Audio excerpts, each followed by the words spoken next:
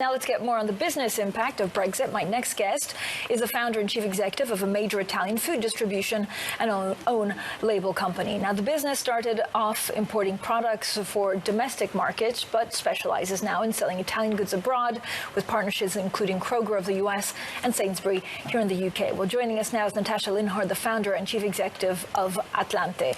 Natasha, thank you so much for coming on Bloomberg Surveillance to try and understand exactly, some of your worries, not only because of the pandemic, but also because of Brexit. Do you have everything in place to be able to still import some of the Italian foods to the UK, to export them to the UK in case of a no-deal Brexit? Well, I mean, the no-deal Brexit implies tariffs, obviously, and which is something that all of us would love to see, a world without tariffs. There are some products which are typical of Italy, which are so-called DOPs, and therefore made only in Italy, and can only be purchased in Italy. So if the UK wants to carry on having products such as balsamic vinegar or Parmigiano Reggiano or Prosecco, which I'm sure they will, unfortunately, they will have to deal with an increase of cost of goods.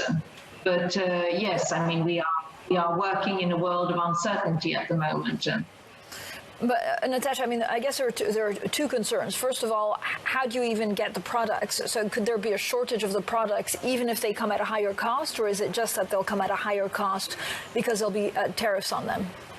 Well, I would say that we're in an unfortunate situation, a combination of COVID and not only in the UK. I mean, we see it's all over the place. And so demands for products are spiking everywhere.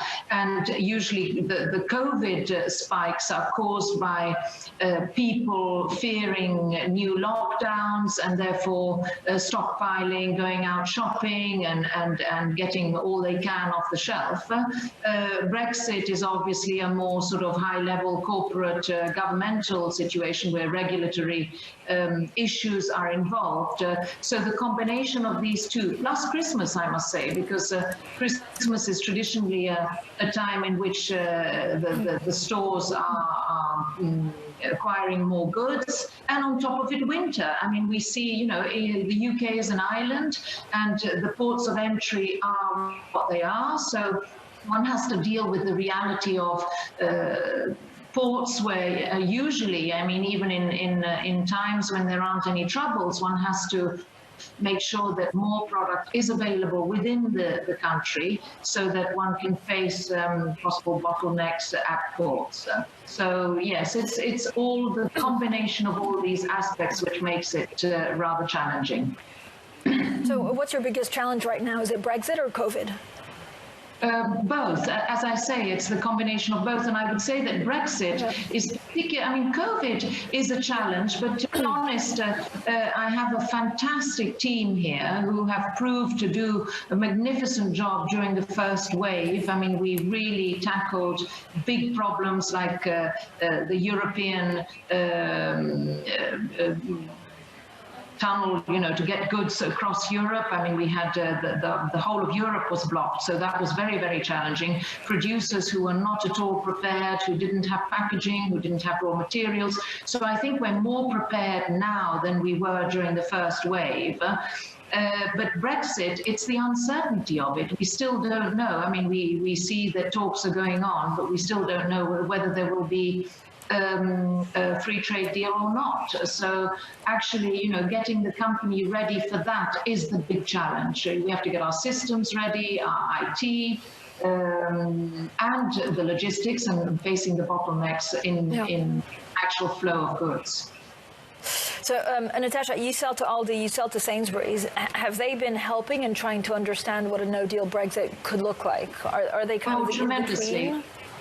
Yes, tremendously. I mean, we've had a steering committee going on for the last 2 years. And I must say, when we think that we are involved in food and trying to get delicious products on the tables of people and having to dedicate so much energy into trying to manage, problems which are not connected to the actual quality of food, but actually connected to bureaucracy and to documents and to ways of working which have to change. change. So yes, I've had tremendous support from our partner in the UK, and we've worked together very closely to try really and feed the nation.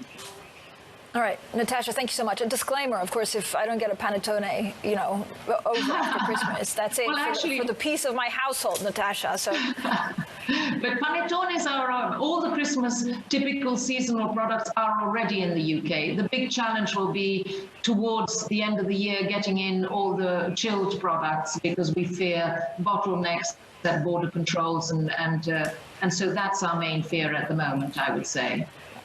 Okay, so really the breaking news is shop now and shopped often. Natasha, thank you so much for an important interview. Natasha Linhart, their founder and chief executive of Atlante. Now, we also spoke to Scott Minard. He says the Fed's